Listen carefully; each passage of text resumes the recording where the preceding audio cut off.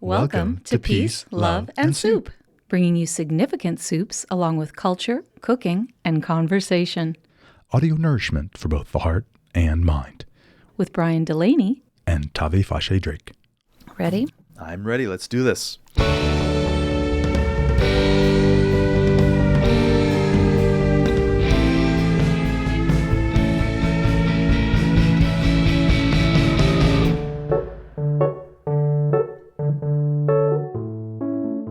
Only the pure in heart can make a good soup. Ludwig von Beethoven. Open up the floor so we can talk about all the things that... It's Season 2, Episode 2, and we spent our summer getting to know Generation Z. With all that brightness and energy, we focus on the youth of today in their glorious complexity. They're poets and musicians, activists and free thinkers, fun-loving and kind, and frankly, full of zeal. Join us for a lively roundtable discussion with 4 recently graduated high school students, Mila, Oggie, Sebastian, and Avery. A big shout out to Avery and his band Atlas for providing the music in this show. The adventure continues as we document Verslandia, Portland's annual Grand Slam poetry event, in which slam poet winners from a variety of high schools go head-to-head in a night of poetic glory. We have an exclusive interview with one of the poets, Tave's very own daughter, Lucinda Drake. Our Did You Know segment features the benefits of probiotic drinks, which in turn inspired us to assemble an original chilled health concoction consisting of homemade pickled vegetables, apple cider vinegars, and a sparkling rejuvelac broth. Surprises await. Ready to feel rejuvenated, inspired, and entertained? We give you Generation Z for Zeal soup.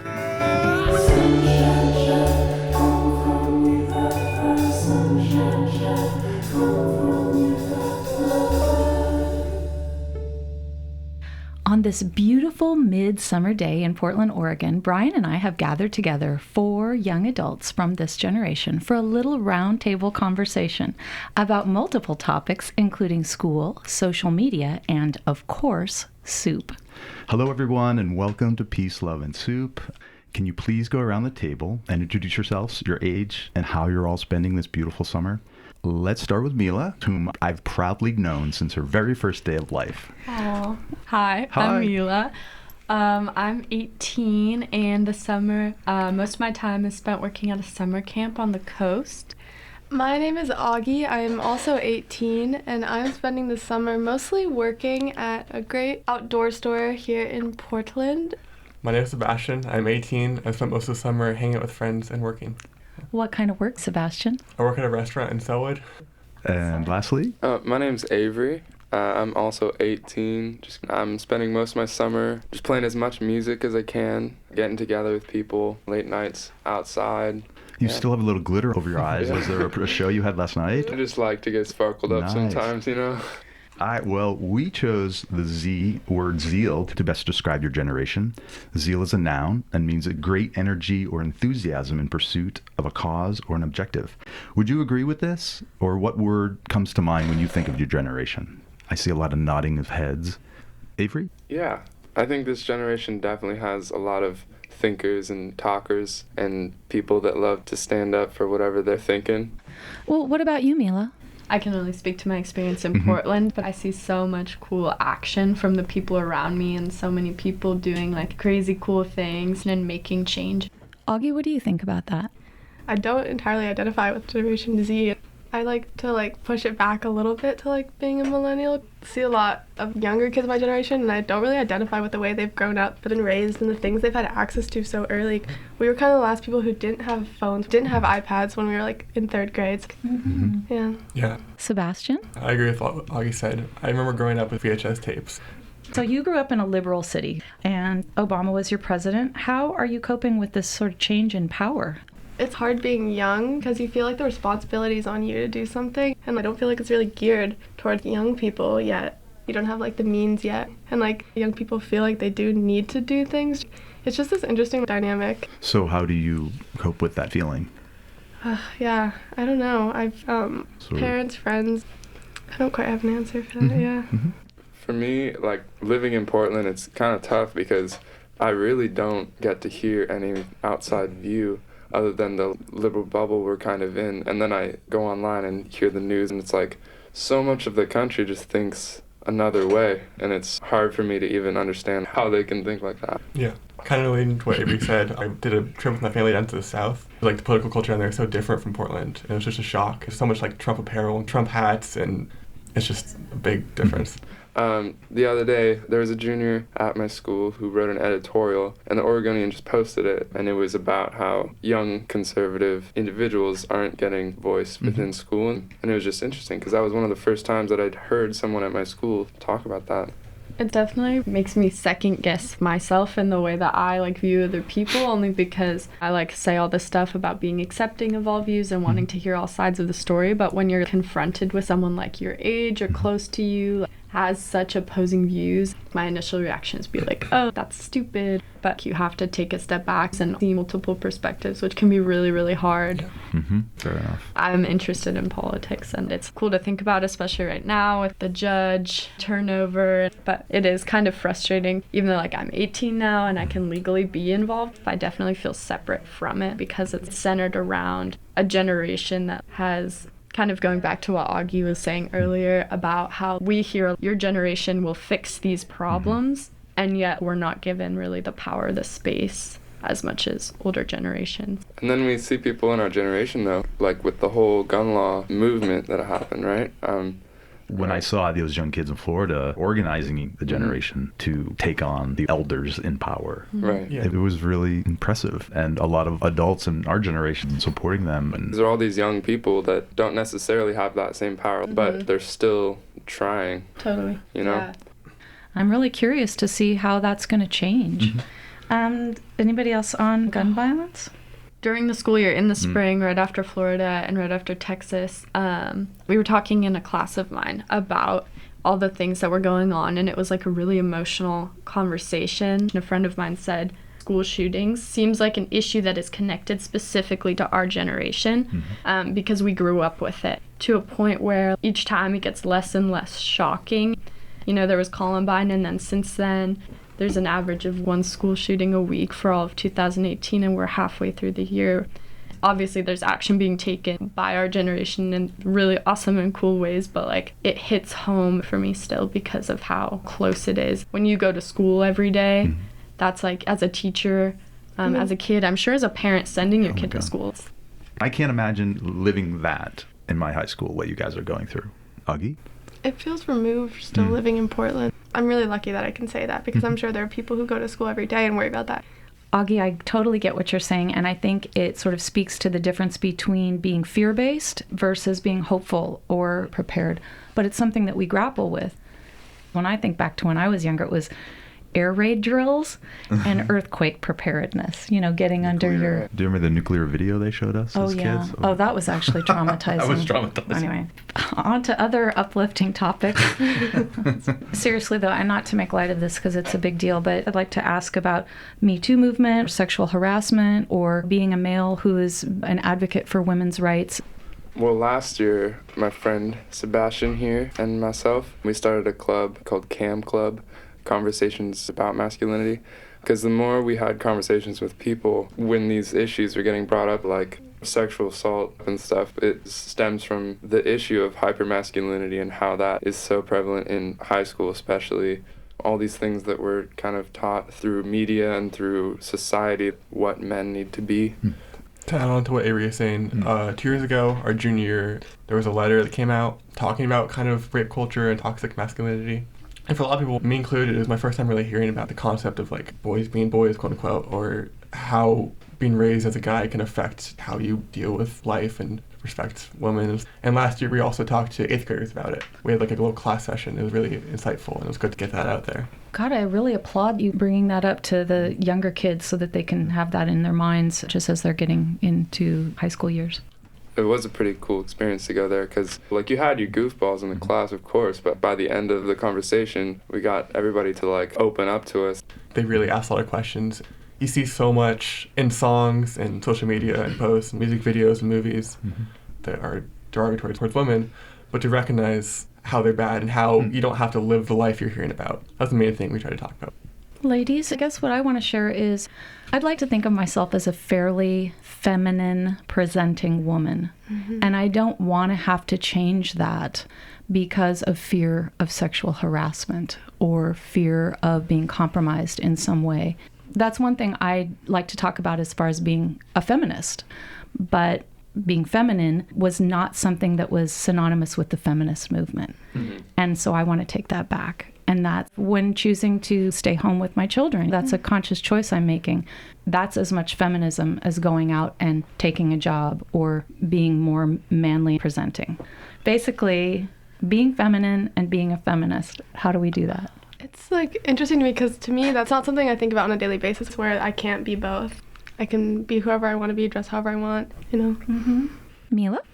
I like totally agree. And it's interesting to look back on different phases within my life. Like I remember in middle school, that's when a lot of kids become more aware, even subconsciously, of gender differences within society. And so I kind of subconsciously shut down a lot of feminine parts of myself because being girly is seen as a bad thing.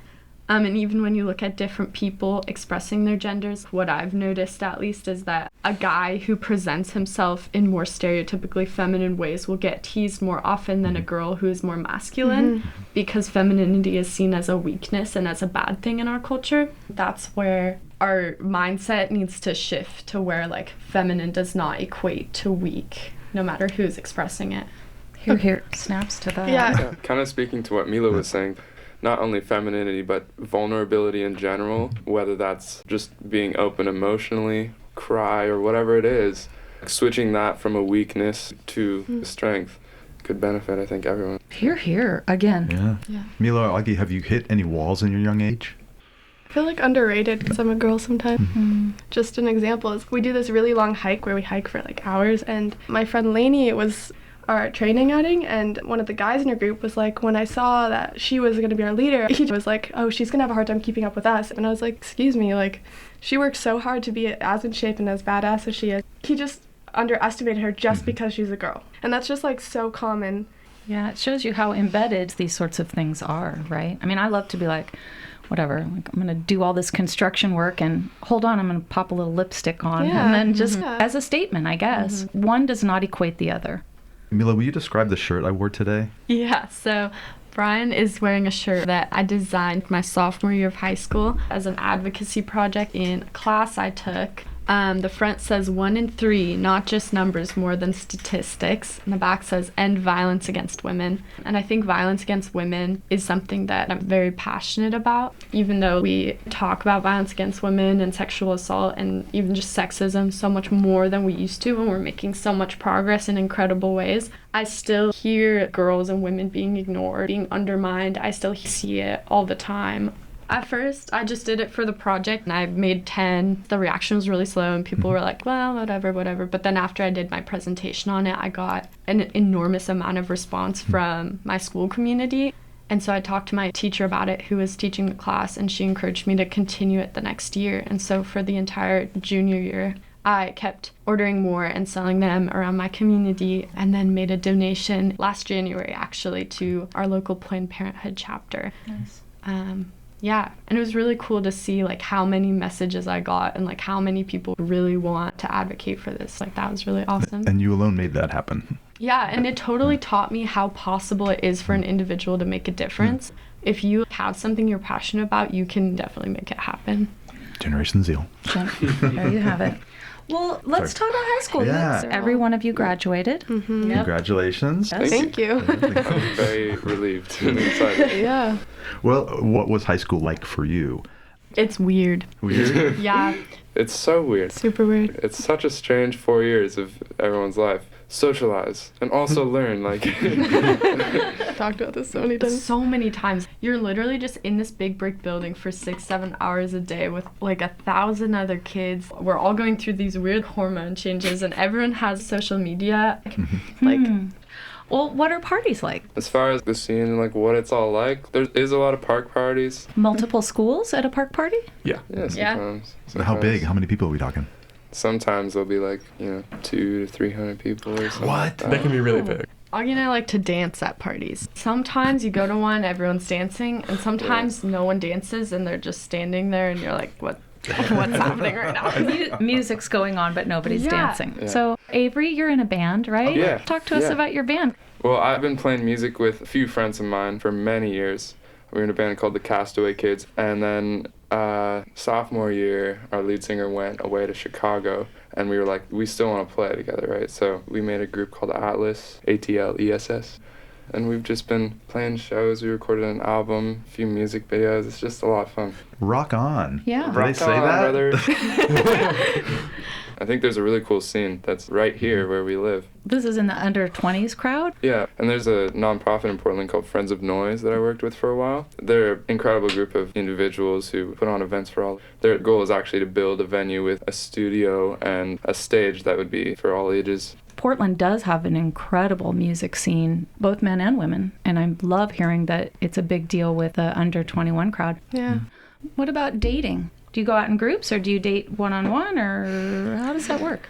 I don't know if many people date anymore. I feel like that word to me has a lot of weight. Yeah. Could you describe that a little bit? I'm curious. There's so many different words for like if you're with somebody else, like you're with them or you're You got a thing. you got Yeah, a thing, you're you're hanging hooking out. out, you're hanging out. Hooking out. If you're a thing with somebody, you're hanging out with somebody, to an outsider, it doesn't look that much different than going on a date with them. I think Yeah. it's really just the label you give it. Whatever. Why are we so hung up on labels? I know. Is it just you're just being friends, but then there's just maybe more going on? It just adds a level of like borders to it. Your generation seems to be more accepting of like a fluid sexuality. No labels. Gay, straight, bi. But I think you're right that there's definitely a lot more fluidity, and it's prevalent within high school, but there's still hidden stigma around sexuality and stuff. Well, I guess it does depend who you're talking to. My friends are accepting. They're incredible people.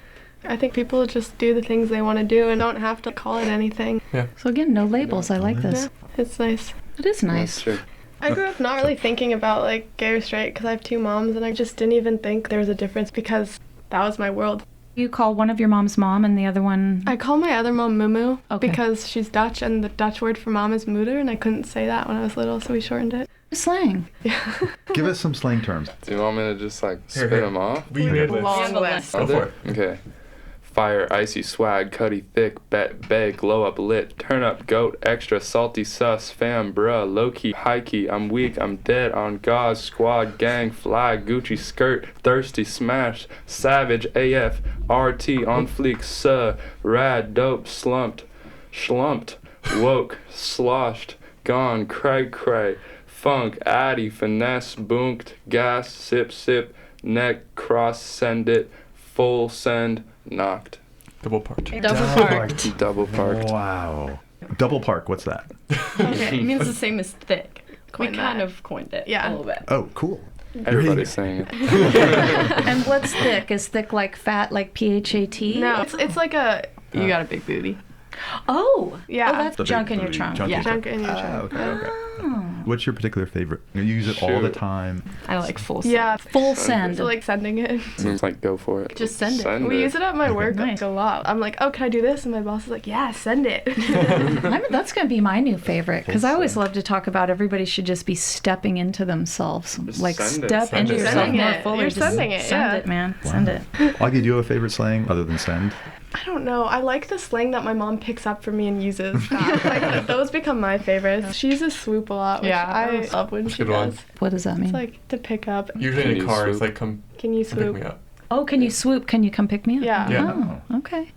This is so You? fascinating. Do you have one, Sebastian? I think low key is a pretty versatile one. Low key, I just want to say, it's like Like you don't a want to little be bit. super strong about something.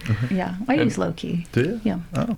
So, like, you know how you were mentioning in texting LOL, like, do you have people saying lol? I do that and it's awful. I In hate person? I say TBH. when I do I that. say TBH. What's TBH? to be honest. Okay. I've heard BRB, be right back. Yeah. My license plate is 911 DTF. What's DTF? Down to... Oh, wow. It's really funny. You chose that or they gave No, that? it was given to it's actually my parents' car. They don't know. Yeah. Well, they might after they listen to this, but That's friggin' That's pretty good. fantastic. All right, so I personally always hated this as a kid, and maybe you guys get this. What do you want to be when you grow up? I get that now, and I still hate I that. know, I just... but do you have any immediate future plans? Like, what does the next year look like for y'all? And or career. Personally, I was trying to find a way to like keep music in my life, like for the rest of my life. And I didn't really want to count on a music career for money. So I found audio engineering, huge interest in that. So I'm working at a place that sells mics and speakers and stuff and taking classes next year. And so I'm going to dive into that field. Great. Yeah. Ladies, women, others? I don't know. I think I'm definitely still figuring it out. Next year I'm taking a gap year to travel and stuff. As of right now, working with kids is definitely one of my biggest passions, and teaching I really feel is in my future.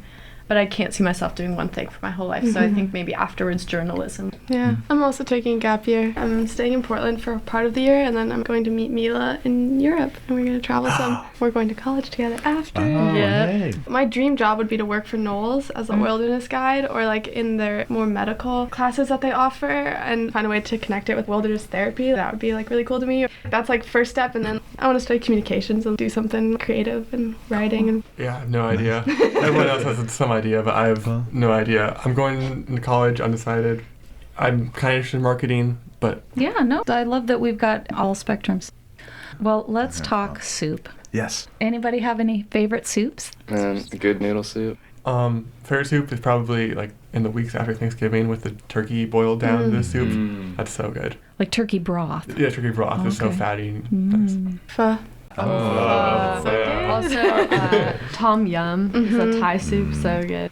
Well, I know this conversation could go on forever, but thank you guys a zillion times for coming. Avery, Mila, Oggie, and Sebastian, we've had a blast. Thank you. Thank you for Yeah, having us. Thank you. Go out and spread all of the peace, love, soup, and of course, zeal with the rest of the world. And thanks for being with us today. On Peace, Love, and Soup. Hey, you! Hey, wake up! Hey, you lazy bum! You ready?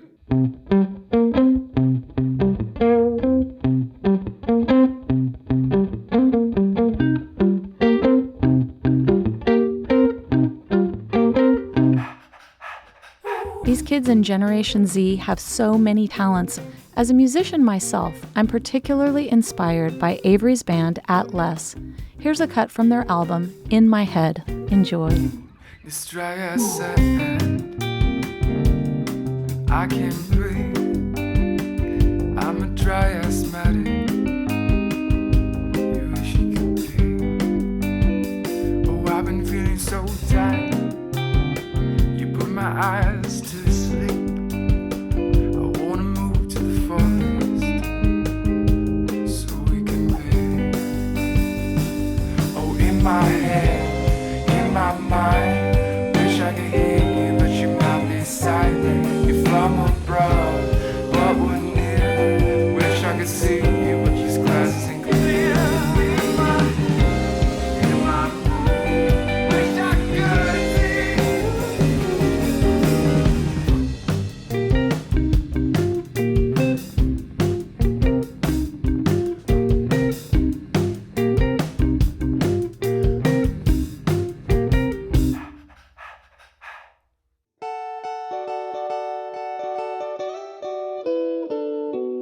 Did you know probiotics are good bacteria? Think lactobacillus found in yogurt and other fermented things like kombucha, apple cider vinegar, rejuvelac, and sauerkraut.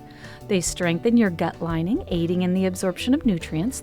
They create stronger skin, hair, nails, and an improved immune system. Not so fun fact. Many factors can lead to gut imbalances, including eating processed foods and foods that contain antibiotics such as factory farm meat and dairy. When you are prescribed antibiotics, they kill off not only the bad bacteria, but the good bacteria too, leaving you susceptible to reinfection. Only take antibiotics if necessary, and when you do, be sure to include them with your new favorite probiotic. Did you know kombucha is a centuries-old living health drink?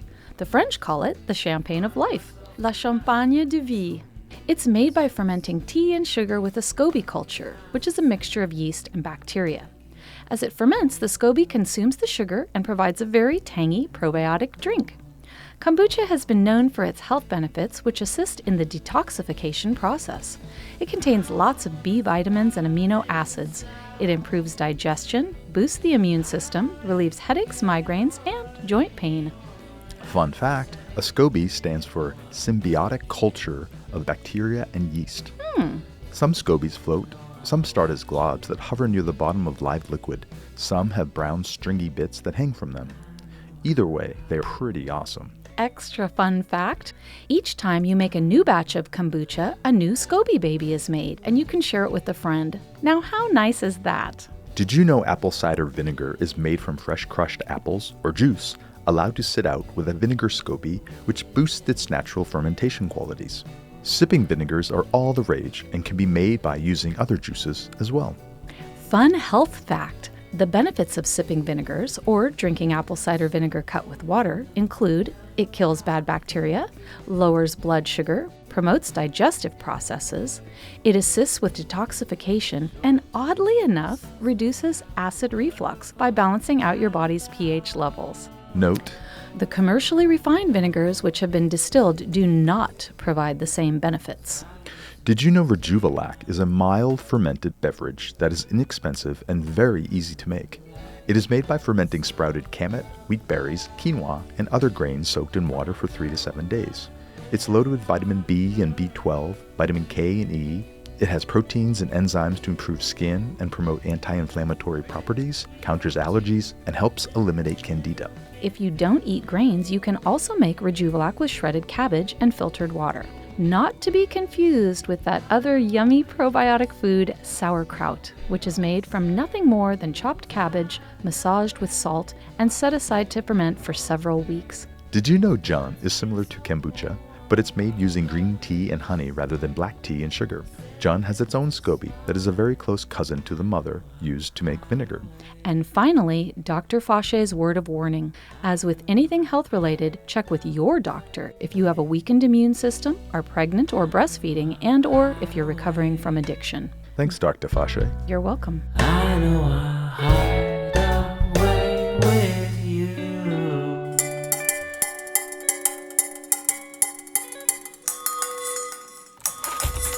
What a day, ladies and gentlemen, have I got something special for you. Step right up. Not you, kid, you bother me. You, kind sir. Hello? Yeah, you, the bald guy, come on, right up here. Welcome to Dr. Fauchet's Emporium of Concoctions for Peace, Love, and Soup. Are you ready to feel rejuvenated, young, and full of vim and vigor, zest, and zeal?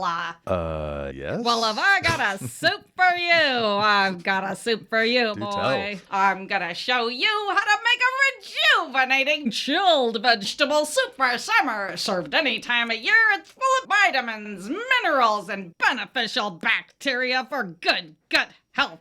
See you later, salads, and you silly outdated smoothies. My interest is piqued. What's with all the jars? Well, funny you should ask. What are we recording? Hi, Brian, it's me. Hi, Tave. Well, you threw me with the top hat. By the way, has anybody ever told you you have schizophrenic tendencies? This is how we ward off depression, people. We've got to. There's so much cloud Totally. cover. We have a show to record. Oh, boy. Here's the true story. Let's do this. I kept thinking I wanted to make a cool, thin, brothy vegetable soup for summer. Something different. So I thought, what about a probiotic? Perhaps a rejuvelac. Like kimchi or kombucha. Exactly. We've never done anything like that before. No, it's so fun. And I'd never seen it in soup form. Have you? Nah, that's great. What a wonderful idea. I'm so glad. I thought you might like that. And since we're focusing on freshness and youth in this episode, I had the idea to create an effervescent soup using a cabbage rejuvelac liquid and a variety of vegetables vegetables pickled in my homemade apple cider vinegar. It sounds difficult. Super easy. Oh, okay. I started by loosely filling this half-gallon jar here with shredded cabbage and filtered water. We're not heating any of this, so in order to get a tight seal, which will prevent any of the liquid from bubbling out, you need to cover the mouth of the jar with plastic wrap first, and then screw on the lid really tight. I let it sit out for 3 days at room temperature to ferment, and then it becomes a grain-free rejuvelac. How cool. And now what about these 4 colorful pint-sized jars? Are they the pickled vegetables you mentioned? Indeed, they are. Let me show you. The first one is full of purple cauliflower florets. It's beautiful. Thank you. And the second one has Italian parsley and shredded tri-colored carrots. The third contains sliced button mushrooms. And the fourth is a combination of kale and mixed field greens or lettuces. You can use any vegetables you like or any combination of vegetables for that matter. Variety. The spice of life, just like Generation Z. Right. And each one is filled to just below the top with that live cider vinegar. And then did you let these sit out on the counter as you did the cabbage rejuvelac to ferment? Yes, I did. They were out for 2 days and then I put them in the refrigerator. And that's it. So simple. I love it. I love the popping sound when they open. Are we going to now combine them all to make the soup? Yeah, I thought we could each make a bowl. We'd do it tapas style. Like a salad bar? Yeah, we could start with the rejuvelac liquid as the base, straining out the cabbage to get the sparkling liquid to use as a cool broth. And if you like, you can use a tablespoon or 2 of what are now vegetable sipping vinegars also. Or souping vinegars. Yes, some soup humor. Well, let's put that base into these beautiful textured ceramic bowls that Lucinda just threw. Did she make these bowls too? She's Wow. multi-talented. She's that generation. This is such a great concept, Tave. Good job, you. Oh, shucks. Well, you know how I like color. So I'm totally going to use some of this vibrant purple vinegar and cauliflower. Toss in a little cabbage, some carrots. Ooh, that's so pretty. And for variety, I'll do a mixed palette. I'll just spoon out these pickled vegetables themselves. Parsley, mushrooms, kale, greens, some carrots. And I'm going to also put into mine some of that cabbage from the rejuvelac. All right. Now let's not forget the garnishes. Oh, now we God, have no. some spiraled yellow and green zucchini for Generation Z. Yes, because we're so funny. And then we bought dried beet chips. They're going to look so great floating on top of my soup for a little extra texture. Ooh, I'm putting a little shaved zucchinis. Oh, yeah, that looks great. Throw this on top. I love it. I like it too. I love all the colors that we ended up with. And we can garnish as we desire and then serve. Topping with salt as you see fit. But you don't really need to unless it's for electrolytes to beat the heat. Let's taste. Delicious. Crisp, crunchy, Yes, different textures. cool. Kind of tastes like a dressed salad. Love. And beautiful. I feel young already. Oh, well, hey. I want to run out the door. I know. I got to go. And voila, rejuvenating soup. Like these kids, it's original, unexpected, and bubbling with goodness. And colorful. But you know what, Tave? To get the full picture, though, they really have to see the pictures. They really do. They're posted online. I feel like we're kind of on to something here. Why don't you all make a Generation Z soup? Right. Post it to Instagram, #Generation Zeal. Hashtag peace, love, and soup. Peace, love, and soup. I'll give you some peace, love, and soup. You've been listening to it here with Brian the Bald Guy and Dr. Flashy. Stick around for more culture, cooking, and conversation.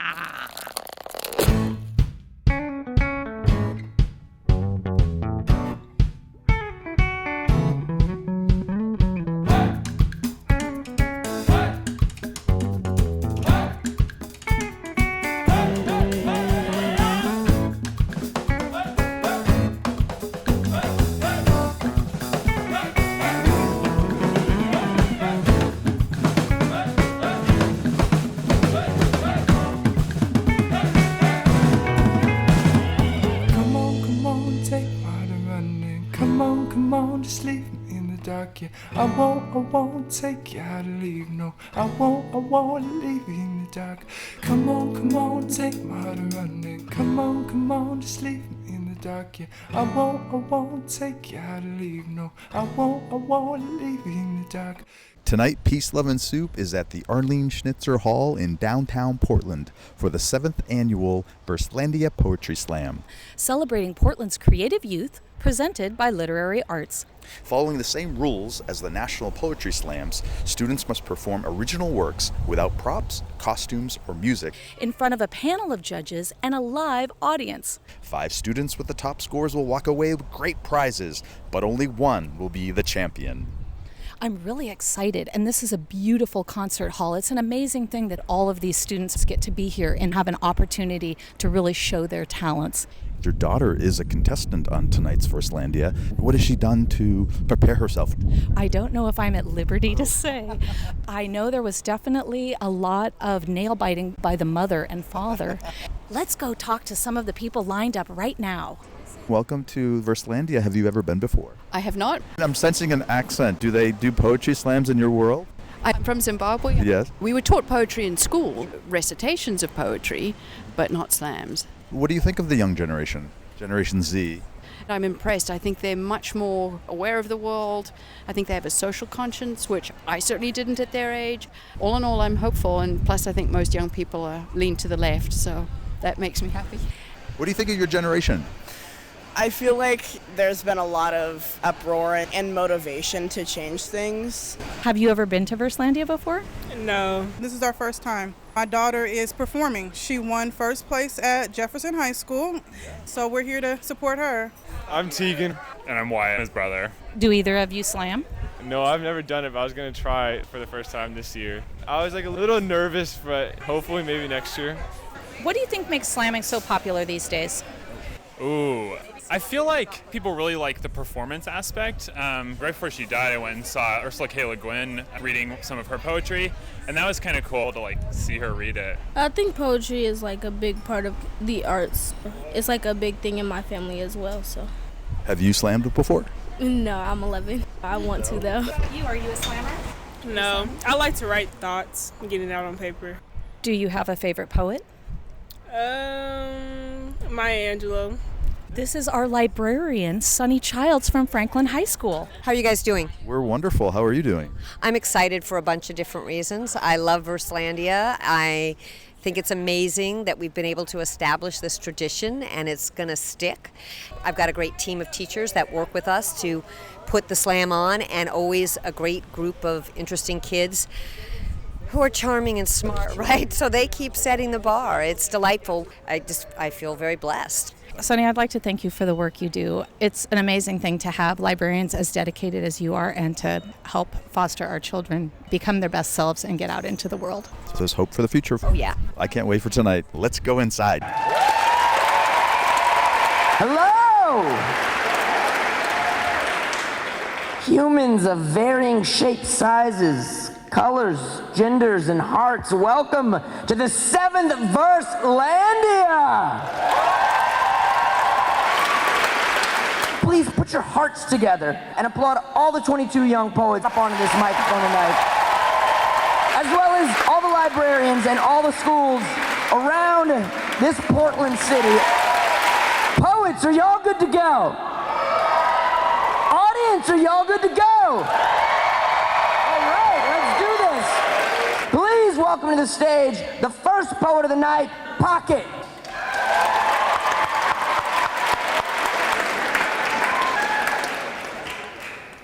The last couple months, I've been numbering my thoughts. In between, I've been drawing lines and connecting dots for people I've got a lot of trouble explaining my mentality.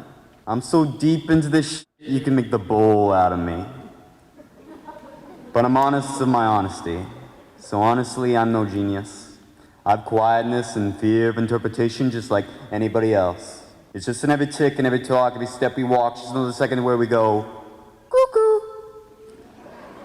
So from the here and now to the there and then, just want to get it through to you. Anybody can do what I do. It's no taboo, juju, hocus pocus, magic voodoo. It's just everything I think I thought I knew, I think I thought. So I brought these weirder thoughts in every conversation, every trial, tribulation. Well, that's just another chance, another demonstration of geniusness. Because that's all this unneededly, tortuously, redeemably redundant and overcomplication of language is. Me, trying to be amazing, trying to be genius. For you. But it's meaningless. This will persist just the sum total of some something someone once said. But meaninglessness is meaningless too, isn't it? Right now, we're alive, not cuckoo. See, I want me to be the me I want me to be. Same way I want you to be the you want to. Living as if we've nothing more to offer but everything to give. As if every moment lived after next was simply for the context. Forget pretext. Simply speak as you've never been spoken to. Scream, shout, yell. Tell the world everything you wish to. Because even the hours feel like instants, the further distant you move. So move. If you've got something to prove, prove it. I've met too many people worried of too many possibilities. What if he, she, them, they? What if they say no? What if I can't do it? What if I'm not honest enough to make them feel what I feel? To make them see what I see? What if you? What if me? But the answer will always be, just shut up. Try to be you. For even though we may never know what any of this had ever meant, it must have been genius. It was you. Applaud the poet. And please put your hands together and welcome to the stage the next poet, Lucinda.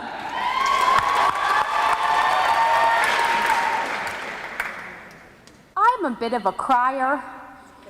In fact, I'm sort of an expert on the matter. I've done my time, I've got my master's. If I wanted, I could charge $100 to teach a class, but I've decided to be generous with my learnings and instead devise a list for all you people who are yearning for some clarity on the matter. A list of wheres and where-nots, a list of hows and how-nots, a list of Lucinda's top 5 all-occasion best and worst places to cry.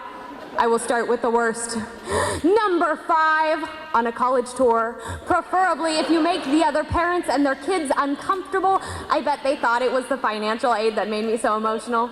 I saw no reason to correct them. Number 4, on stage. Preferably if you play it off like an artistic choice. Who knew tree number 4 had such a complex character backstory? Maybe she's gonna be the next upcoming prodigy. Nope, something's just wrong psychologically. Number 3, in the freezer section of a Fred Meyer's. Preferably while clutching a bagged rotisserie chicken to your chest. The employees kept asking if I needed any help. I'll give you a hint. I did. Number 2, on camera. Preferably if it ends up on social media afterwards. I'll tell you right now, puffy eyes are not attractive qualities. Number 1, at somebody else's birthday party, preferably while eating their entire birthday cake. But don't feel too bad. They'll get another next year. I hope. Sorry, Grandma. I know those sound rough, but don't worry. It's not all as bad as it seems. There are plenty of ways to relieve your feelings while still retaining your dignity. So let's move on. To the top 5 better places to cry. Number 5, all alone. While being accompanied by sad music, if you try hard enough, it's almost as if you're in an indie movie, and, well, you sort of are. Number 4, on a bench in the park, while holding a loaf of bread. The pigeons won't mind your wallowing, and they will appreciate your weepy crumbs. Number 3, in the rain, on somebody's porch in an act of love, if you're lucky, as the protagonist in a rom-com, but either way, the rain will disguise your tears, or at least wash them away. Number 2, in the bath, while eating ice cream out of the carton. Drown your feelings in the warm water, numb your hurt with a pity sundae. And now, number 1, in the arms of someone who cares while they are crying too. But out of love and not of pity, and out of strength and not of shame. Thank you. Applaud the poet. And let's keep that energy going and bring up the next poet, Nicole.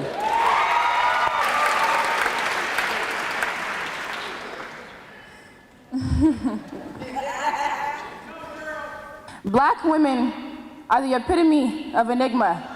the personification of perfection. I said the personification of perfection. Beauty in the eye of every beholder. And for far too long, y'all have been asleep, so as I spill this tea, sip this Folgers. I am subconsciously sublime, and like wine, I just get better with time because I am carrying the weight of my ancestors on my back, and I am nowhere near oblivious to the fact that society just wants me to lay on my back, do crack, and have a couple babies. A white man could shoot me, and I would go to jail first for saying it's shady. Nefertiti, Cleopatra, Harriet, Sojourner, Ruby Bridges, Rosa Parks, Coretta King. Y'all are who I look up to, who I speak to from my knees. So I ask you, I beg kindly, when I am tripping, guide me, remind me, tell me that I am a black queen, and from everything I could have been born, I was born looking like you, from the way that my skin gleams in the sun to the way the words curl off of my tongue. I am who they desire and to which y'all aspire. Tell me I'm pretty, I'm worth it, I deserve it, because in a world like this, in a place like this, with a face like this and a shape like this, I am always a target. Whether it be from the men who think my consent is up for bargain, or for the women who hate me for the way that I look and then pay thousands for the body that I inherited.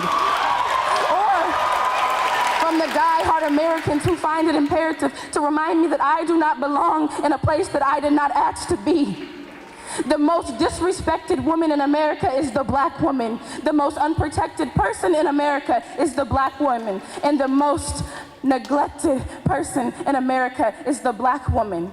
And that fucking sucks, because the love, the brains, the beauty, and the care of a black woman is something that many cannot touch. Yet too often I hear the stereotype that we are ghetto or down on our luck. So just in case you were wondering, 43 out of 50 black women graduate high school, and that is 86%. And when it comes to money, business is booming with a 322% rise in black female-owned businesses since 1997. So, black girls in college surpasses any other race in, and that includes America's prized white men. So using that uneducated jab, you not gonna win. I could mention the paper bags, caller ID, windshield wipers, diapers, the heater, the brush, half the things that you and I need, we invented, yet we are still not worthy of love, protection, affection. But karma gonna come around and you'll learn your lesson. Give it up for Nicole. And please keep that energy going, and let's bring up the last poet, Jolly Rapper. This poem is titled, The Risk I Dared Take. In the kitchen is where my mother was, wearing her favorite gravy-stained apron, over and up her buttoned-up button-up. Yeah, that shirt she wore when she was painting, she always wore that shirt. Why? It had me puzzled much. Like, did she not notice the buttons were breaking? Though the shirt was creased and roughened up, it's always been here, she just couldn't replace it. Why do you always worry so much? Quit acting like you really won't make it. She said to me as she was making me lunch, oh, I'm not worried, you must be mistaken. It's just these lyrics and ideas that I keep bundled up in my mind seem to be making me anxious. I know these lyrics aren't very much, but soon these are what will be making me famous. I peeked over her shoulder, leaned over the open drawer full of old knives that were dull and broken. Without knowing it, I nose dove into a home-full aroma that arose from the warm stove. And, by the way, Mom, what you making? Nudging me out the way, she sounded irritated. Sorry, but you have to keep waiting. I'm making your favorite. I'm cooking, quit pacing, not playing, be patient. I wondered, what's the occasion? Got tired of waiting, I just couldn't take it. Smelled so good I could basically taste it. My stomach was aching, that food I was craving. Turned the corner and the sight was amazing. Now, I'm not exaggerating when I say that day I started fainting. Gazing in amazement, her creations had me changing faces. Went from nappy and bland to happy and glad. Listen to eggs get cracked on the pan. Glistening eggs go splash on the pan. Sizzling eggs go cracking and splat on the pan. Witness potatoes get slashed into halves. So many memories that I have had with that pan. Seeing my mother gripping the pan with her withering hands, flipping and whipping and tipping the pan, seeing how quickly it switched in her hands. You can't begin to imagine or fathom the way that she handled the pan. Knew the kitchen like the back of her hand. I was plotting and planning the actions of snatching the snacks in the back of the cabinet. Taking my chances and acting a savage. Would this catastrophe actually happen? That was my last thought. Passing the asking when grabbing the glass jar. But accidents happen. Gas as I managed to make a gigantic glass fall. She wasn't that far, shattered in half of a second, as loud as a crack in the asphalt. Oh snap, it just happened. That is the last straw. She snapped it and started slapping and smacking the back of my hand hard. But those homemade cookies were the risk I dared take. Give it up for Jolly Rapper.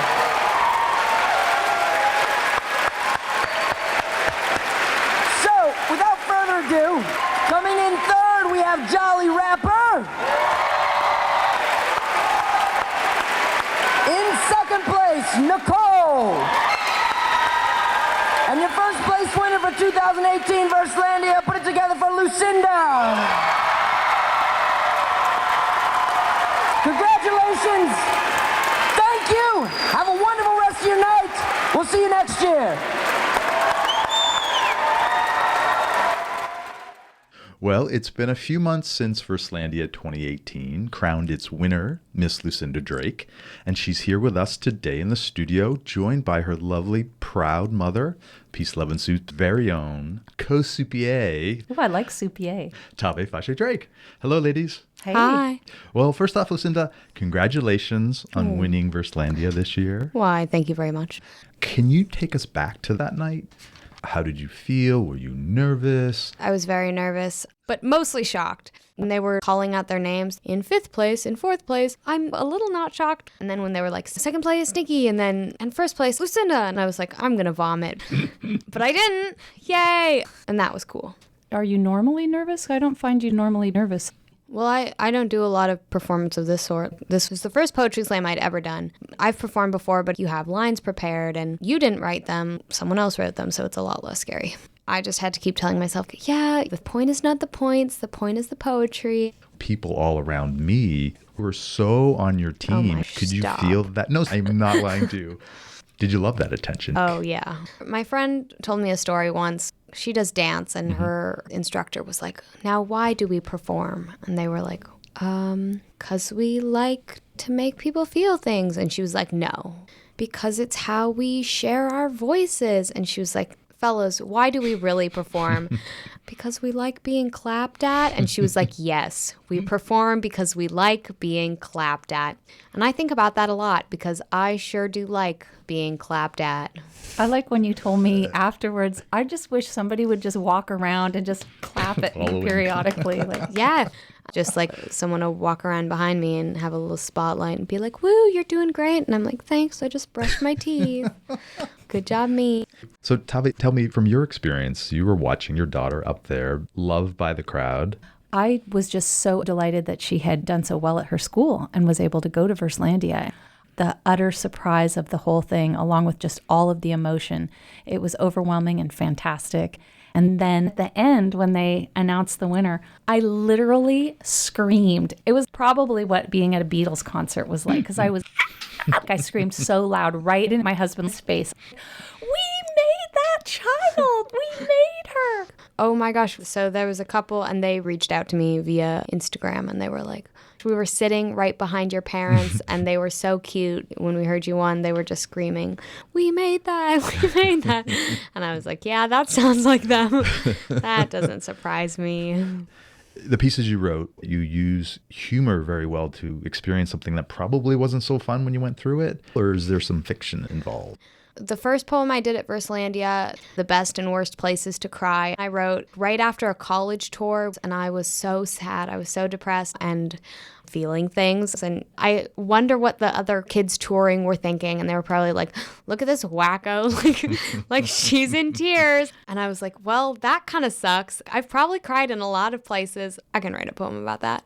Well, and I imagine you're speaking for your generation too. Yeah, everyone was sad. We were all sad. Yeah, well. Everyone's sad all the time. Well, no, but well, you have this emotions winter. that you experience. Oh yeah, we feel things. We love them in there. Well, there's an openness to your generation, which is amazing, frankly. Agreed. Go that. So last week we asked a few members of Gen Z the question, what are you going to be when you grow up? Do I you? love that question. Oh, you do love that question? Yeah. Okay, so tell me, what are you going to be when you grow up? I'm going to be everything. I'm going to be an artist and a baker and a comedian. I'd love to work on SNL at some point in my life. I could want see that in a heartbeat. Sell art and pies and do freelance illustrative work and animate. I don't know, everything. Where do you find the time for all that? I don't know. I don't sleep. Do you sleep? You don't sleep. How would you describe your generation? It's kind of hard because I can speak for all the people I surround myself with, people who challenge each other and challenge themselves and are passionate about what they do and do a lot of things and, are working to change the world. But then recently I've realized that's not what everyone is. Do you feel like your voice can be heard? You have the ability to change the future? Oh, me, myself? Yeah, I feel empowered. I think I don't do enough to speak up about political things that I really care about.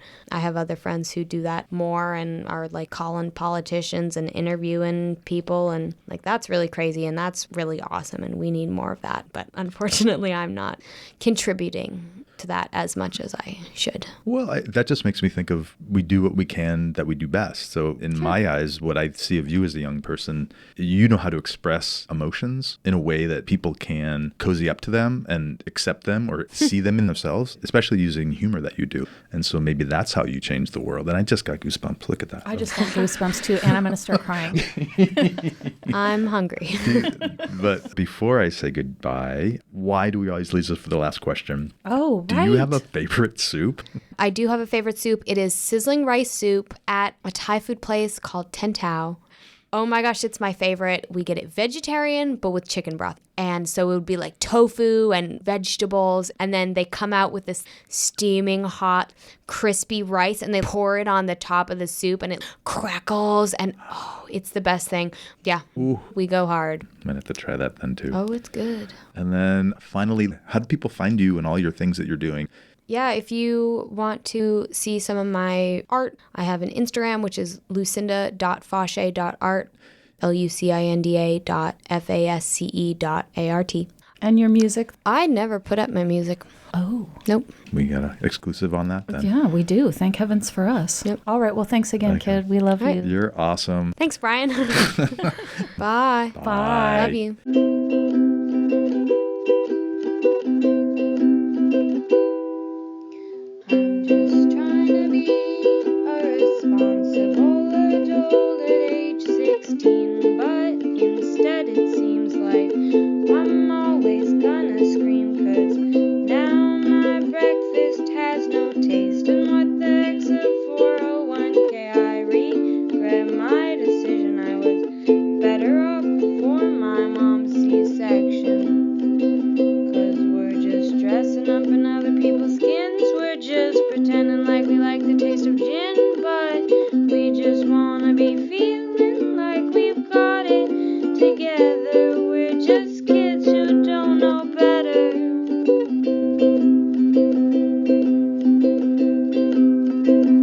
You're listening to Peace, Love, and Soup with Tave Drake and Brian Joseph Patrick Delaney.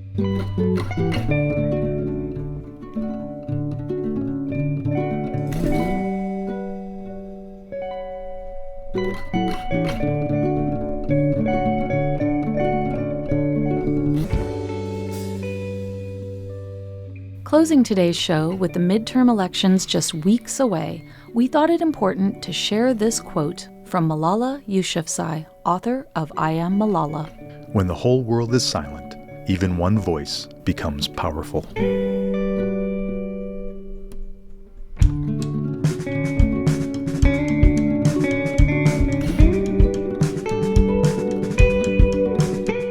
Spending summer with the younger generation was a reminder to actively keep creating our future And I personally feel recharged and ready to make change and even have a little fun with it. What about you, Brian? Well, I feel so full of zeal that we're going to Burning Man. I got a top hat that's going to come in handy for that. Join us next month for playa soup and art at Burning Man. Can't wait. Special thanks to Avery and his band Atlas for the music. Be sure and check them out at atlasband.bandcamp.com. For more information about today's show, along with artist links, photos, recipes, and more, visit us on our website, peaceloveandsoup.com. Please like us on Facebook and follow us on Instagram at Peace, Love, and Soup.